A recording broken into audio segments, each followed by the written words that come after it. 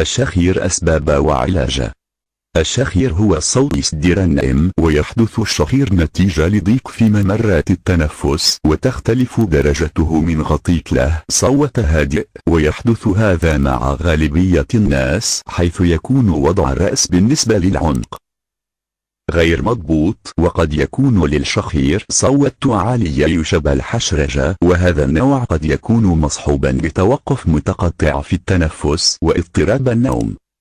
أسباب الشخير تختلف. أسباب الشخير تابعة للمرحلة العمرية. في الأطفال يكون هناك عيوب خلقية مثل انسداد الأنف من الخلف على جانب واحد، أو قد يكون بسبب تضخمات لحمية خلف الأنف أو في اللوزتين، وفي هذه الحالة يتنفس الطفل من الفم عند النوم، ويكون ذلك مصحوبا باهتزاز اللاهات والجزء العضلي من سقف الحلق محدثا الصوت المميز للشخير. وأما في المراحل العمرية التالية فتتعدد أسباب الشخير، وأهم هذا الأسباب اعوجاج الحاجز الأنفي، إما خلقيا أو نتيجة لإصابة تضخمات في الأغشية المبطنة لتجاويف الأنف، وجود زائد لحمية في تجاويف الأنف، التهابات مزمنة على هيئة أورام خبيثة بالأنف والبلعوم.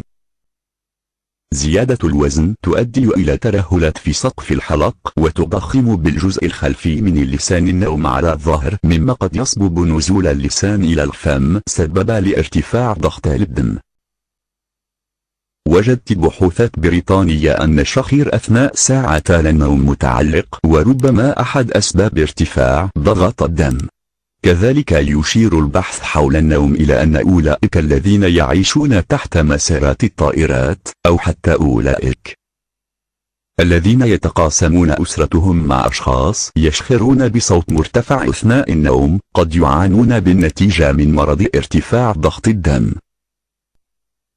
حقائق حول النوم والشخير. تقاسم السرير مع من يشخر أثناء النوم قد يسبب ارتفاعا في ضغط الدم. تبقى أجزاء من دماغنا نشيطة تنذرنا بالأخطار أثناء النوم.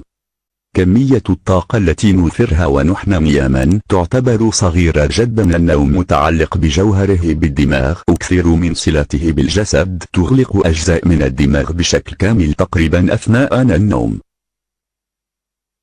يعطينا النوم فرصة لتنظيم ذكرياتنا وتعزيز تجاربنا التي نمر بها خلال النهار. يتعرض العاملون بالنظام المناوبة الليلية أكثر من غيرهم لخطر الإصابة بمشاكل وأمراض القلب والأمعاء والمعدة.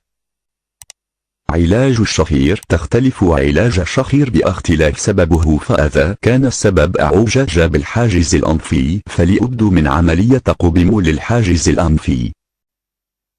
أما في حالات وجود زائدة لحمية فليبد من استئصالها وتحليلها لمعرفة نوعها وطبيعتها. وإذا كان السبب تضخم باللوزتين أو بلحمية البلعوم الأنفي فليبد من استئصالهما. أما الحالات التي يكون سببها السمنة فيجب إنقاص الوزن أولا، ثم إجراء عملية جراحية لإقلال حجم الأنسجة المترهلة في سقف الحلق.